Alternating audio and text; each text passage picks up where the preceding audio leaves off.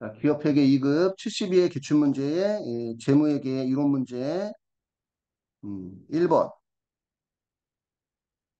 다음 중 재무회계 개념체계에 대한 설명으로 틀린 것은 경영자는 회계 기준에 근거해서 진실되고 적정한 재무제표를 작성을 해야 되고 재무 정보가 갖춰야 될 가장 중요한 지적 특성은 목적 적합성과 비교 가능성이다. 2번이 틀렸는데 우리 주요 질적 특성은 뭐예요? 주요 질적 특성은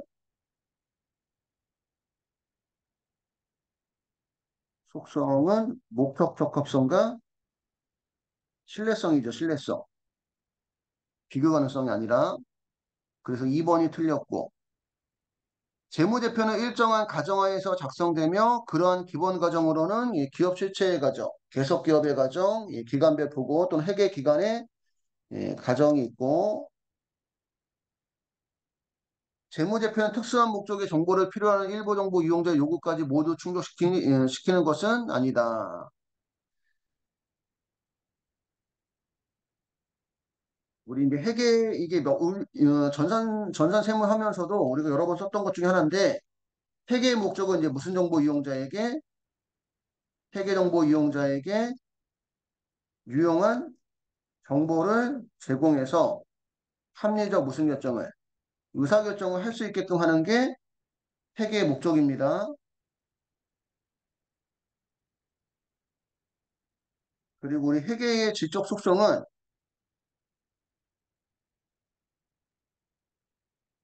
회계 정보가 유용하기 위해서 가지고 있어야 하는 성질을 우리가 회계의 질적 속성이라 합니다. 회계의 질적 속, 회계 정보의 질적 속성,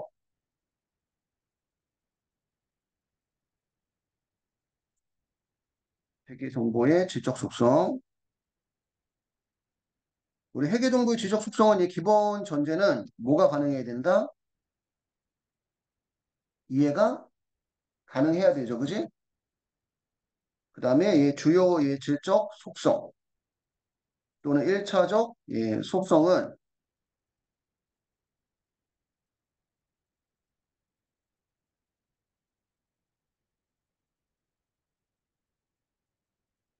목적 적합성과 신뢰성이 있고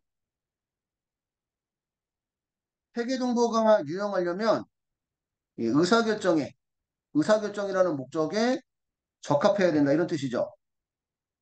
그지? 목적 적합성은 그 다음에 회계 정보가 유용하려면 신뢰성 믿을 수 있어야 된다. 그래야지만 회계 정보가 유용하다 이런 뜻입니다. 목적 적합성의 이제 하부 속성은 세 가지가 있죠. 예측가치, 피드백가치, 적시성이 있고 예측가치라는 것은 우리가 이제 재무제표를 통해서 그지? 재무제표를 통해서 미래의 재무상태, 미래의 경영성과, 미래의 자본변동, 미래의 현금 흐름을 뭐 할 수 있어야 되고 예측할 수 있어야 되고 재무제표를 통해서 그 예측한 대로 내가 잘 됐는지 안 됐는지 확인하고 수정하는 걸 우리가 무슨 가치? 피드백 가치라고 하고 그러니까 우리가 만약에 투자를 했다면 투자하고 나서 나중에 재무제표를 통해서 내가 투자 예측한 대로 잘 됐는지 안 됐는지 확인해서 그지? 우리가 더 투자할 건지 처분할 건지 이런 것도 판단해야 된다는 거지 그지? 그게 이제 피드백 가치고 그 정보가 유용하려면 언제 제공돼야 된다? 적시에 제공돼야 된다 그지? 그래서 적시성 그래서 우리 목적 접근성과 관련된 회계 기준은 공정 가치고 그 다음에 발생주의고 그 다음에 진행 기준이 있고 신뢰성 회계 정보가 유용하려면 표현의 하부 속성으로 표현의 충실성 회계 정보를 가장 잘 나타낼 수 있는 계정 과목이랑 주석 이런 것들을 달아달라는 게 표현의 충실성이고 그 다음에 누구든지 검증이 가능해야 된다. 검증 가능성 그 다음에 누구한테든지 치우치는 정보가 되면 안 된다. 중립성 중립성 우리 위해서 우리한테는 유용한 정보 제공하고 다른 회계 정보 이용자한테는 유용하지 않는 정보 제공하고 이렇게 하면 안 된다는 얘기입니다. 그지? 누구한테든지 치우치는 정보가 되면 안 된다. 신뢰성과 관련되는 회계 기준은 공정가치의 반대인 역사적 원가, 발생주의의 반대인 현금주의, 진행기준의 반대인 완성기준 이런 게 있고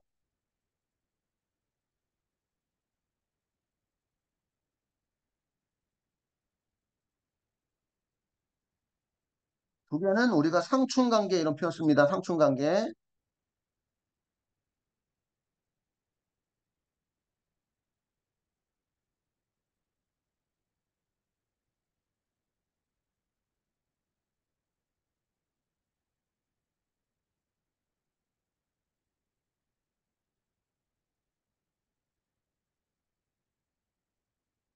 이거는 우리가 상충관계다 이런 표현을 쓰고요.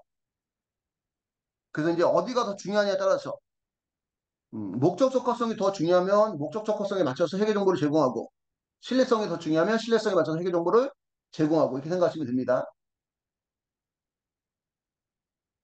그 다음에 이제 부차적, 질적, 속성은 우리가 이제 2차적 속성이라는 표현도 쓰고 여기에는 이제 비교 가능성이 있는 거죠.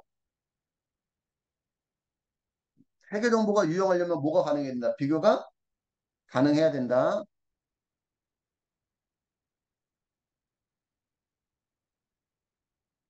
비교 가능성에 또 두 가지가 있어요.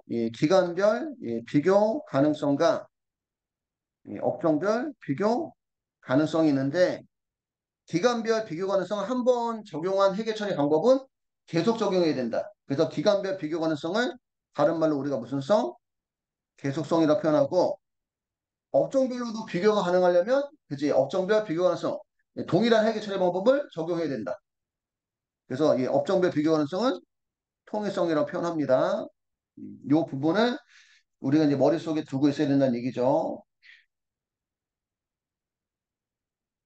그래서 이제 중요한 또는 주요한 지적 속성은 목적 적합성과 신뢰성이고 음, 주요 지적 속성하고 구체적 지적 속성이 부딪히면 누가 더 우선해야 돼? 주요 지적 속성이 우선해야 돼요, 그치? 그래서 답이 2번이 틀린 거고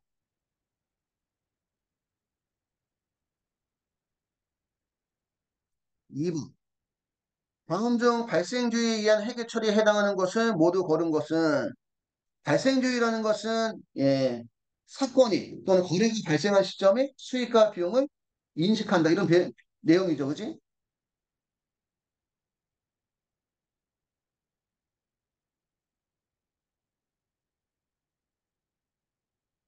그래서 상품의 시용 판매의 경우는 구입의사 표시가 있을 때 매출로 인식하는 거 이것도 발생주의고 무형자산에 대한 무형자산비를 계상하는 것도 발생주의고 종업원에 대한 퇴직급여 충당부채를 계상하는 것도 발생주의고 매출채권에 대한 대동충당금을 계상하는 것도 발생주의예요. 발생주의. 다 이게 다 발생주의네.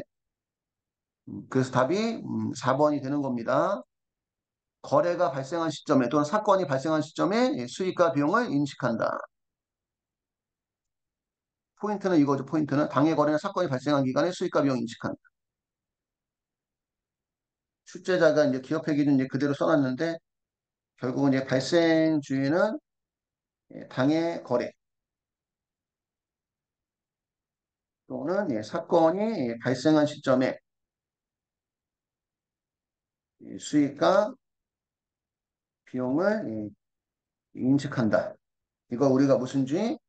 발생주의라고 합니다.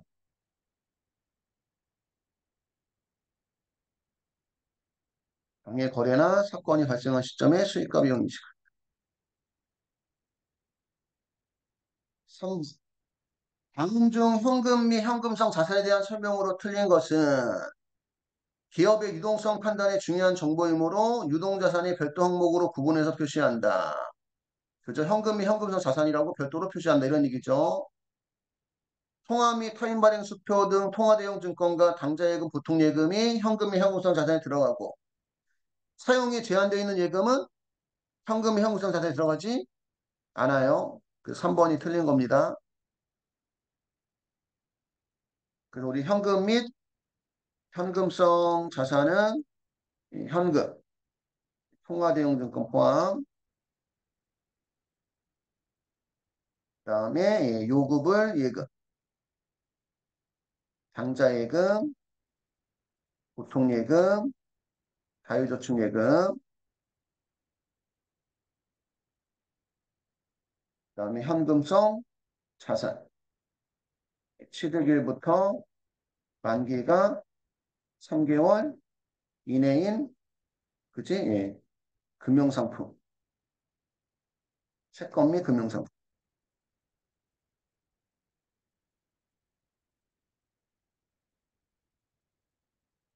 요금을 예금은 담보 설정된 거 제외, 그지?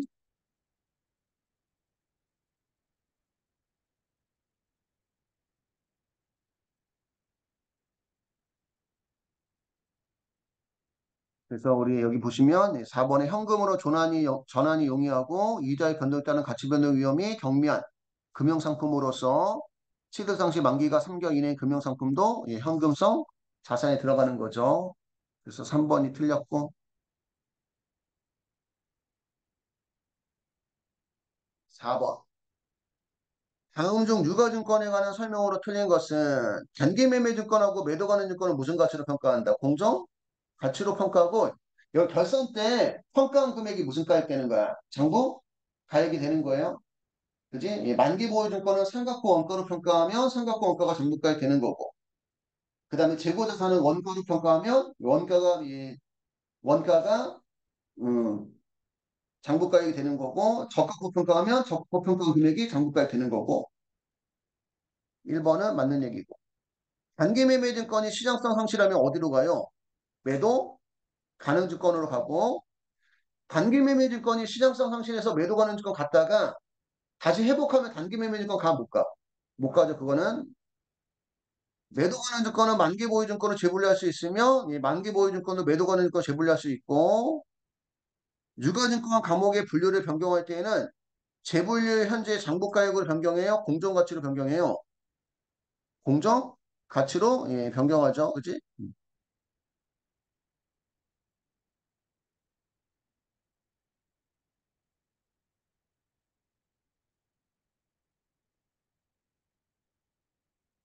공정가치로 평가한 후 변경한다. 재분류 현재 공정가치로 평가한 후 변경한다는 거.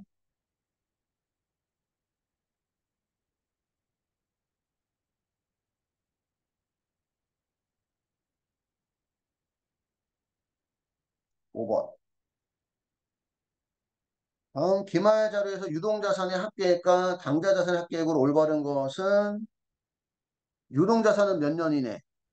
1년 이내. 그래서 보통예금, 원재료, 제품, 단기금융상품이 유동자산에 들어가고 이 중에 당좌자산은 보통예금하고 단기금융상품입니다. 원재료하고 제품은 무슨 자산? 재고 자산이고 그리고 유동자산은 보통예금 54만 원, 원재료 150만 원, 제품 210만 원, 단기금융상품 120만 원 더해서 534만 원이 유동자산이고 당좌자산은 보통예금인 54만 원, 단기금융상품 120만 원 더해서 174만 원. 답은 2번입니다. 장기대여금은 비유동자산이고 투자자산이고 영업용 차량도 비유동자산이고 유형자산입니다. 5번 답은 2번이고요.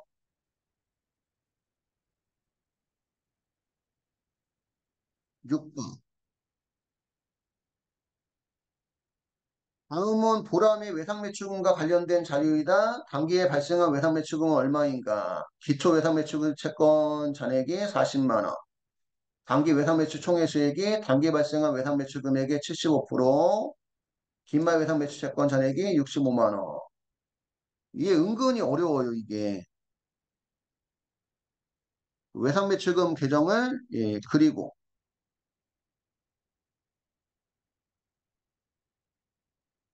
외상매출금은 자산이니까 원래가 무슨 변? 차변이니까 전기월 기초 외상매출금이 40만 원 있었고 그 다음에 차변이 단기 발생액. 단기 발생액. 여기 이제 단기 증가액이죠. 그지? 증가분. 요 금액을 구하는 문제고요. 그 다음에 외상매출금 회수하면 외상매출금은 자산 원래 무슨 변인데 차변인데 회수하면 무슨 변? 대변에 단기 회수액. 이게 단기 회수액이 단기에 감소한 금액이죠. 그 다음에 기말 외상 매출금이 65만 원이고 여기도 구해줘야 되는 문제네. 외상 매출 단기 발생한 금액의 75%를 회수했다.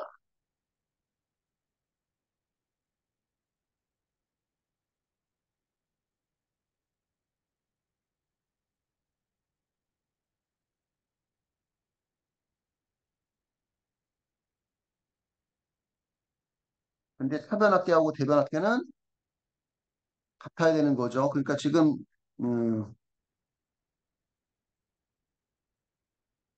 여기를 단기 발생액을 우리가 이제 X로 주면 여기는 X 곱하기 75%.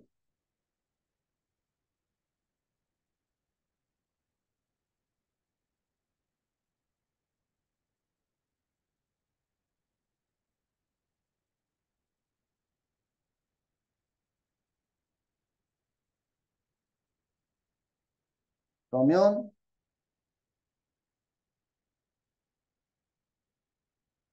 기초 외상 매출금 40만 원하고 X의 의미는 이제 1X라는 얘기죠. 그치? 따지면 X의 의미는 1X 한 금액이 한 금액이 예, 비말 외상 매출금 65만 원과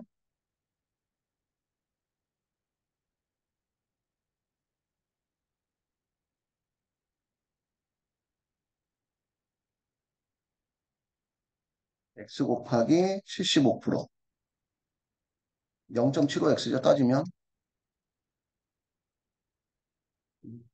0.75X 이런 얘기입니다.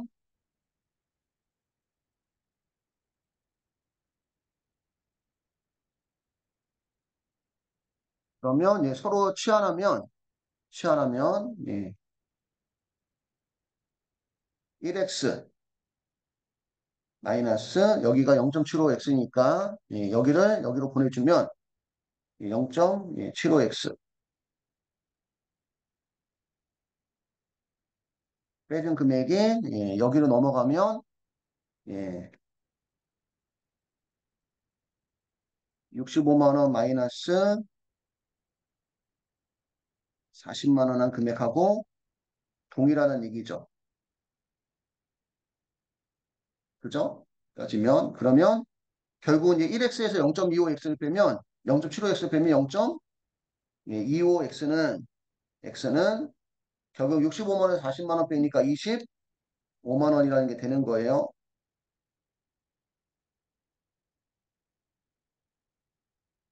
그러면 결국 x는 0.25 곱하기 x니까 이게 이제 또 오른쪽으로 이제 치환이 되면 나누기가 되겠죠. 25만 원 나누기 0.25를 하니까 결국 x는 100만 원이 나오는 거네. 그치? 결국 x는 100만 원이 나오는 겁니다. 그래서 답이 1번이고 1번. 우리한테는 뭐 별로 좋은 문제는 아니네. 그치? 이렇게 푸는 거고.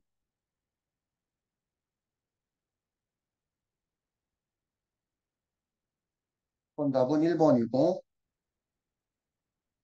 7번. 대한의 2023년도 주식거래 내역은 아래와 같다.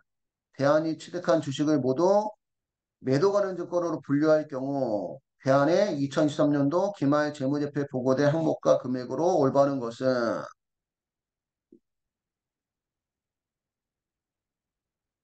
매도 관련 증권을 분류할 때 2023년 7월 10일 날 주식 500주를 주당 만 원에 취득하고 거래 수수료 5만 원을 지급을 했대요.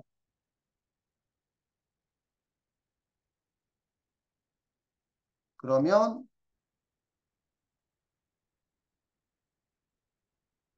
매도 가능 증권은 500주에다가 만 원을 곱하면 500만 원이죠. 그지? 거기다가 수수료 얼마 더하니까 5만 원 더하니까 매도 가능 증권 취득 원가가 500만 원이 되고 요 금액이 이제 무슨 가액으로? 장부 가액이 되는 겁니다. 처음에는 취득 원가가 장부가액.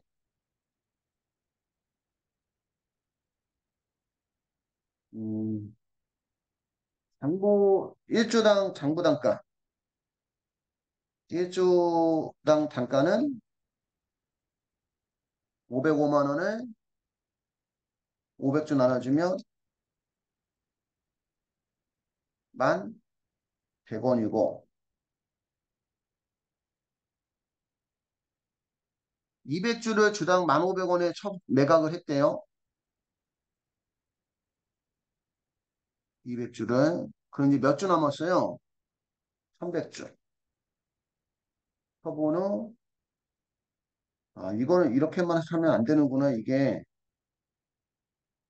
상관없구나. 초보는 자녀 주식이 300주고 결산 때 갔더니 주당 얼마에 평가했어요?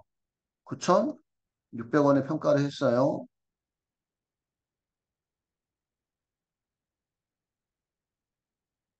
그러면 이제 500주 아니지. 자녀 주식이 몇 주? 300주 곱하기 장부 단가는 주당 얼마? 1,100원이고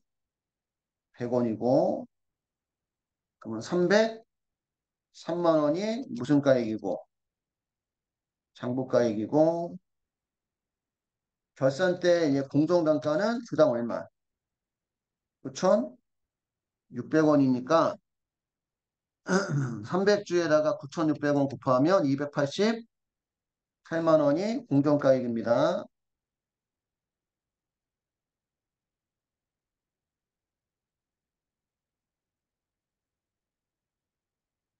그러면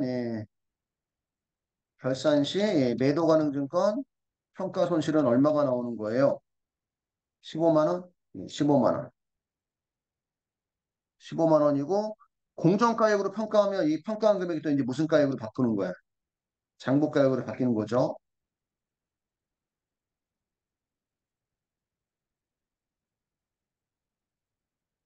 그러면 결국은 이제 매도 가능 증권 장부가액은 이제 얼마가 되는 거고 288만 원이 되는 거고 매도 가능 증권 평가 손실은 15만 원이 되는 겁니다.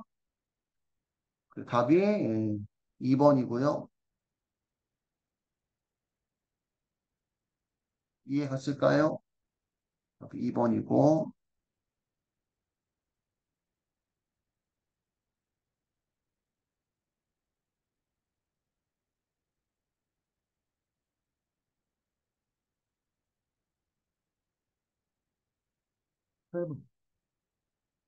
다음 중 재고자산의 저가법 적용에 대한 설명으로 틀린 것은 재고자산의 저가법 평가하는 경우 재고자산 시가는 순실한 가능 가치를 말합니다. 재고자산 평가를 위한 저가법은 서로 유사하거나 관련 있는 항목들을 통합해서 적용할 수 없다. 유사하거나 관련 있는 항목들을 통합해서 적용할 수 있어요. 그러니까 여러분들 저런 거 있잖아. 이마트나 홈플러스 가면 가끔 가장 그 모음점 패키지로 묶어서 어? 뭐 10분 얼마 이렇게 하는 경우 있잖아. 그러면 걔네들이 묶어서 뭐예요? 같이 할 수 있다는 거야. 원래 한시간 가격은 다를 수 있지만 패키지로 묶여 있는 거는 묶어 할 수 있다는 얘기야. 쉽게 얘기하면. 갔을까 무슨 얘기인지? 응. 뭐 묶여 있는 거는 뭐 가장만 묶여 있는 게 아니라 뭐 다른 다양하게 또 묶여 있을 수도 있잖아. 상황에 따라서. 그래서 유사하거나 관련된 항목들을 통합해서 적용할 수 있습니다. 그래서 2번 틀렸고 재고자 평가 손실은 재고자산의 차감 계정을 표시하고 매출원가에 가산을 하고요. 원재료를 투입해서 완성한 제품의 시가가 원가보다 높을 때는 원재료에 대해서 적합법 적용하지 않습니다. 재고 자산의 평가는 원칙은 무슨 법? 원가법이고 예외가 무슨 법이고 저가법이고 저가법은 시가가 취득 원가보다 하락한 경우만 그치? 근데 여기서 이제 시가는 여기서 얘기하는 시가는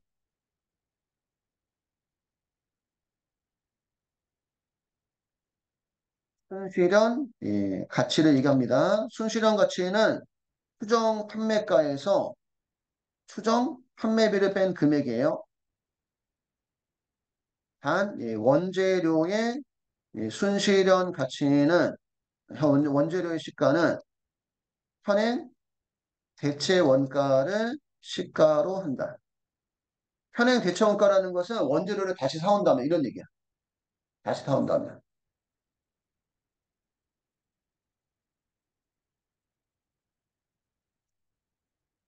원재료 시가는 현행 대체 원가를 시가로 하는데 시가로 한다 하며 시가로 하며 원재료로 음, 제조한 제품의 시가가 원가를 초과하는 경우는 원재료는 저가법 평가를 하지 않는다.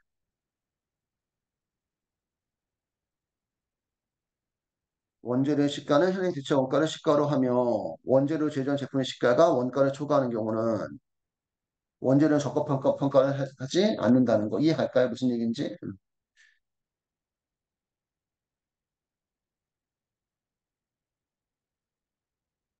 그래서 그래서 2번이 틀린 거고 9번 한세에는 총평균법을 사용해서 재고자산의 단가를 산정하며 한세의 2023년도 재고자산 매입과 매출 내역은 아래의 자료와 같다. 한세의 2023년도 손익계산서에 보고된 매출 총이익이 72만 원일 때 다음 중 한세의 2023년 매출액으로 올바른 것은 무슨 법이에요? 무슨 법? 총평균법.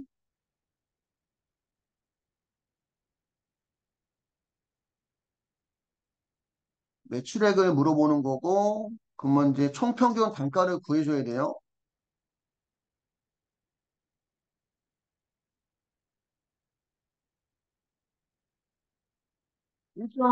일정 그 기간마다 평균 단가 내는 게 총평균법이고 구입할 때마다 평균 단가 나는 게 이동 평균법이고 그러니까 총평균법은 매월 낼 수도 있고 단가를 3개월마다 낼 수도 있고 6개월마다 낼 수도 있고 지금처럼 문제가 이렇게 주어지면 이게 1년치를 평균 단가 내겠다는 그런 의미입니다. 이게 그러면 기초재고에 100개에다가 얼마? 900원. 100개에다가 900원을 곱하면 9만 원에다가 단기 순매입액 5월 10일 날 300개의 1000원을 곱하면 30만 원을 메모리 플러스를 하고 11월 14일 날 또 매입했기 때문에 11월 14일은 500개에다가 1200원 곱하면 60만 원을 메모리 플러스를 하고 메모리를 누르면 메모리 리드를 누르면 90만 원이 나와요. 나누기 나누기 기초 재고 수량 100개 단기 순매입 수량 300개하고 500개하고 800개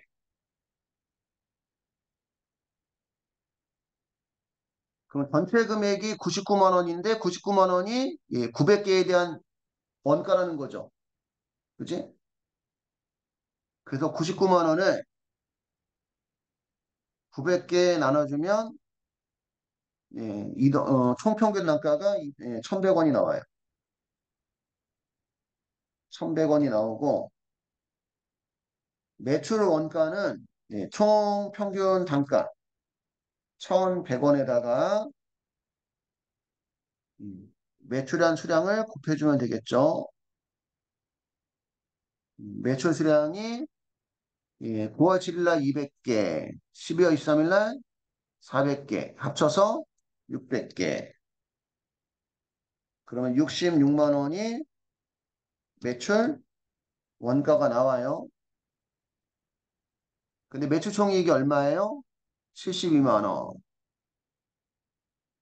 그러면 순 매출액이 얼마인지 모르는데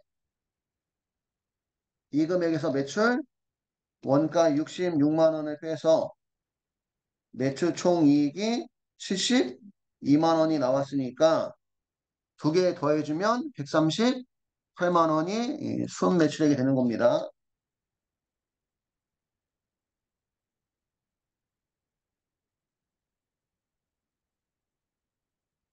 그래서 9번 답은 4번이고